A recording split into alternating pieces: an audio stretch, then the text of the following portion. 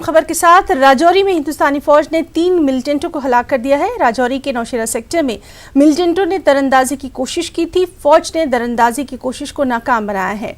बताया जाता है कि इन तीनों मिलिटेंटों के पास से भारी मिकदार में असलहा और गोला बारूद था। 28 मई से LOC पर मिलिटेंट दरअंदाजी की कोशिश में थे। LOC पर फौज चौकस है। इलाके में फौज का सर्च ऑपरेशन जारी है। फौज द्वारा यहां पर सर्च अभियान चलाया जा रहा था और आज फौज को एक बड़ी कामयाबी मिली है। फौज ने दावा किया है कि उन्होंने 3 मिलिटेंट को मार गिराया है। फौज द्वारा यह भी दावा किया जा रहा है कि कुछ और आतंकी यहां पर छुपे हो सकते हैं। मिलिट्री इंटेलिजेंस और दिल्ली पुलिस की स्पेशल सेल ने पाकिस्तानी सिफारतखाने से 3 अफराद को हिरासत में लिया है जिन पर जासूसी का इल्जाम है। इंडियन आर्मी की MI यानी कि मिलिट्री इंटेलिजेंस की टीम और दिल्ली पुलिस के स्पेशल सेल ने एक ज्वाइंट ऑपरेशन को अंजाम देते हुए पाकिस्तानी दूतावास में कार्यरत 3 ऐसे लोगों को हिरासत में लिया गया जिस पे आरोप है कि वो राजधानी दिल्ली में रह करके यहाँ जासूसी करवा रहा था। इस वक्त में मैं दिल्ली पुलिस के स्पेशल सेल के दफ्तर के ठीक बाहर हूं और अगर दिल्ली पुलिस के स्पेशल सेल के सूत्रों की अगर माने तो इस मामले में जिस तरह से पहले 2 अधिकारियों को हिरासत में लिया गया, जब उससे पूछताछ की गई तो उसके बाद उसका जो ड्राइवर था जावेद, उसको भी हिरासत में लिया गया। उसके बाद इस मामले पर काफ़ी विस्तार से पूछताछ चल रही है। और अगर सूत्रों की अगर माने तो जिस तरह से MI और स्पेशल सेल के सूत्र हमारे बता रहे हैं कि इस मामले में ये जो लोग हैं, जो अधिकारी हैं, उसके पास से भारत का बना हुआ एक फर्जी तरीके से एक बनाया गया एक आधार कार्ड भी मिला है। इसके साथ साथ कई महत्वपूर्ण जानकारियां मिली है, कई महत्वपूर्ण दस्तावेज भी मिले हैं जिसको खंगालने में ये एजेंसी काम कर रही है कि किस तरह से बाकायदा ये चाहे पोस्ट ऑफिस की बात करें या रेलवे की बात करें या सेना से जुड़े हुए जो अलग अलग लोग हैं, बाकायदा उसको वो छोटे छोटे स्तर के जो लोग थे उसको पटाते थे और उसको कुछ पैसे का लालच देकर या कुछ सामान का लालच देकर या किसी के घर में पहुंच करके कुछ गिफ्ट देने के बहाने ये पहुंचते थे और अपने ये सोर्स बनाते थे। लेकिन इस मामले की अब तफ्तीश आगे चल रही है। अब जल्द ही इस मामले में दिल्ली पुलिस के स्पेशल सेल और MI और कई बड़े खुलासे कर सकती है। वीडियो जर्नलिस्ट सोनू मंडल के साथ शंकर आनंद, न्यूज़ 18 दिल्ली। मध्य प्रदेश में हुकूमत क्या बदली, शायरों और अदीबों की रुसवाई के दिन शुरू हो गए हैं। साबिका कमलनाथ हुकूमत ने डॉक्टर अजीज कुरैशी को MP उर्दू एकेडमी का 22 जनवरी 2020 को चेयरमैन तकर्रुर किया। इसके बाद एकेडमी की सभी कमेटियों में शायरों और अदीबों का तकर्रुर किया गया। चंद्रभान ख्याल वाइस चेयरमैन बनाए गए। शायरों और अदीबों को उनकी अदबी खिदमात के लिए अवार्ड देने के लिए एक ज्यूरी बनाई गई और ज्यूरी ने 20 मार्च को अदब के मुख्तलिफ मैदान में नुमाया खिदमात अंजाम देने के लिए तकरीबन 2 दर्जन उर्दू के अदीबों को अवार्ड देने का फैसला किया।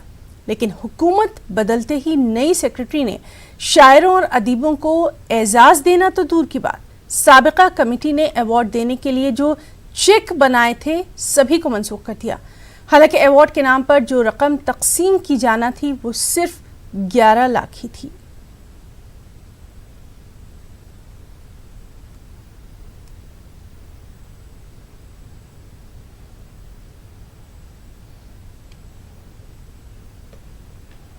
और नाज़रीन, इस वक्त हमारे साथ मौजूद हैं भोपाल से हमारे नुमाइंदे डॉक्टर मेहताब आलम। मेहताब, जिस तरह से लगातार हम देख रहे हैं कि उर्दू के नाम पर कहीं ना कहीं कुछ ऐसी चीज़ें सामने आ रही हैं जो कि बेहद तशवीशनाक हैं और अब मध्य प्रदेश में उर्दू एकेडमी का जिस तरह से ये तमाम फैसला सामने आया है, क्या कुछ कहेंगे? यकीनी तौर पर ये चौंकाने वाला फैसला है। और अगर मैं बात करूँ 1976 में मध्य प्रदेश उर्दू अकेडमी बनी और 76 से लेकर अब तक मध्य प्रदेश में हुकूमतें आती जाती रही हैं, लेकिन कभी भी किसी तरह के हुकूमत बदलने का फैसला अकेडमी के अवार्ड या उर्दू के शायरों अदीबों पर नहीं पड़ा। लेकिन ये पहला मामला है कि देख रहे हैं कि इस तरह का कदम उठाया गया है। भाई अगर देखिए मध्य प्रदेश में हुकूमत जो बदली है, शिवराज सिंह जो चीफ मिनिस्टर बने हैं वो 23 मार्च को बने हैं और ये जो फैसला किया गया उससे पहले फैसला किया गया। यकीनन जो है फैसला हुकूमत बदलने से पहले किया गया और चोरी का फैसला है कि एक शख्स का फैसला नहीं है। और फिर जो नई हुकूमत में आने के बाद जो अजीज डॉक्टर कुरैशी और कमेटी को तहलील करने का फैसला किया वो 20 अप्रैल को किया है।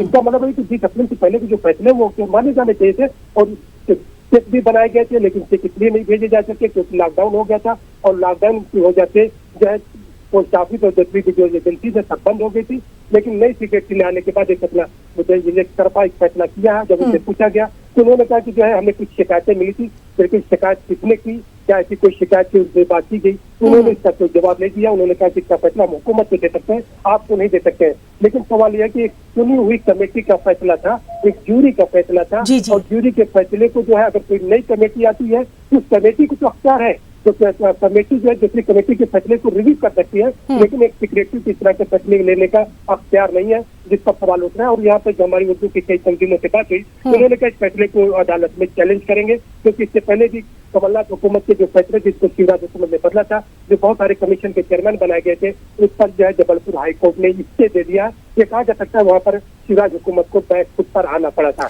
जी मेहताब, तो इस पर लगातार हम आपसे और भी बातचीत करेंगे। इस वक्त हमारे साथ चंद्रभान ख्याल साहब भी मौजूद हैं, साबिक वाइस चेयरमैन हैं उर्दू एकेडमी मध्य प्रदेश के।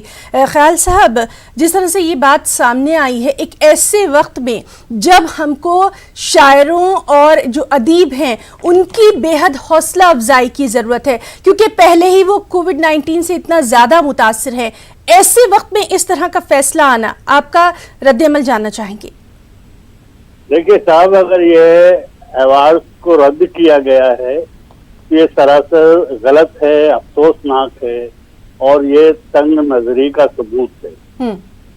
ये असल में क्या है कि अवार्ड का फैसला ज्यूरी करती है जी, और ज्यूरी में जो मेंबरान होते हैं उनका ताल्लुक इल्म और अदब से होता है, किसी सियासी पार्टी से या सियासत से नहीं होता है। बिल्कुल। तो सरकारें तो आती रहती हैं, जाती रहती हैं, लेकिन ये फैसले जो हैं इस तरह के फैसले रद्द नहीं होते हैं। और कोई भी सरकार हो, सरकारों का फर्ज होता है कि वो भाषा और संस्कृति का एहतराम करे, सम्मान करे। बिल्कुल। और उर्दू जबान के साथ में अगर ऐसा हुआ है, उर्दू जबान जो एक सेकुलर जबान है, गंगा जमुनी तहजीब है, तो ऐसी उर्दू जबान और अदब के साथ और गंगा जमुनी तहजीब के साथ में अगर ये सलूक हुआ है तो ये निहायत ही तौहीन आमेज है, ये बदसलूकी इसे कहा जाए तो कब नहीं होगा। मैं समझता हूँ कि ये गलत फैसला है और मध्य प्रदेश उर्दू एकेडमी के इतिहास में ऐसा पहले कभी नहीं हुआ है। पहले भी ऐसे होते रहे कि सरकारें बदलती रही हैं, लेकिन ज्यूरी के फैसले कभी नहीं बदले हैं, और बदलते भी हैं तो फिर उसके लिए कोई नई कमेटी होती है, जो हाई पावर कमेटी होती है, वही इस तरह के फैसले बदल सकती है। किसी सेक्रेटरी को या किसी नेता को या किसी को इस तरह एक फर्द को इस तरह का इख्तियार नहीं होता है। ये निहायत अफसोसनाक है और इससे क्या है कि पूरी उर्दू दुनिया में एक तरह की बेचैनी फैल रही है और ये भी पता चल रहा है कि ये सरकार जो है निहायत ही तंगनजरी का सबूत दे रही है। बड़े अफसोस की बात है कि सरकारों को इस तरह का फैसला नहीं लेना चाहिए, बल्कि सम्मान करना चाहिए। इल्म और अदब से ताल्लुक रखने वाले लोगों का, अदीबों का, शायरों का सम्मान सभी सरकारें करती हैं, चाहे वो किसी भी सियासी पार्टी से ताल्लुक। जी चंद्रभान ख्याल साहब, आगे का कुछ लाया अमल? अब देखिए, अब अदालतें हैं, अब इसके अलावा तो और कोई रास्ता है नहीं। अदालतें खुली हुई हैं और अदालतों में ही जाके इस तरह के गलत फैसलों का सही मतलब आदमी को इंसाफ मिल सकता है। जी जी, तो वो रास्ता इख्तियार किया जाएगा और क्या कर सकते हैं। जी, और मेहताब आलम आप भी हमारे साथ मौजूद हैं। हमने देखा था कि एक ऐसे वक्त में जिस वक्त शायरों को, अदीबों को, कवियों को सबसे ज्यादा जरूरत है हर तरह की मदद की, ऐसे वक्त में इस तरह का फैसला सामने आना बेहद अफसोसनाक है ना। एक बात देखिए समझने की कि शायरों ने, अदीबों ने, इनकी तहरीरों ने हमेशा सियासत की रहनुमाई की है, लेकिन ये पहली बार ऐसा देखा जा रहा है कि सियासत जो है अपनी मर्जी के मुताबिक अदीबों और शायरों को चलाना चाहती है। ये फैसला एक उसी की नजीर है। अगर इस तरह नहीं होता, मैं आपको बताऊं 2018 में जब नवंबर में इलेक्शन हुआ था, कमलनाथ हुकूमत आई, उस वक्त जो अवार्ड का ऐलान किया गया था, कमलनाथ हुकूमत ने उस फैसले को बदला नहीं था, बल्कि 2019 में जो है अवार्ड दिए गए सबका हुकूमत के फैसले को। एक नजीर है। लेकिन इस बार हमें देख रहे हैं कि तंगनजरी इतनी हो गई कि न सिर्फ जो है अवार्ड के फैसले को रोका गया, बल्कि जो चेक थे उन चेक को भी कैंसिल किया गया। बताइए कितने बड़े अवार्ड जो है दिए गए, उसमें प्रोफेसर गोपीचंद नारंग का नाम है, उसमें शिवकाफ निजाम साहब का नाम है, गुजरात दहलवी साहब का नाम है, जाहिद अली खान का जो है नाम है, बहुत बड़े बड़े।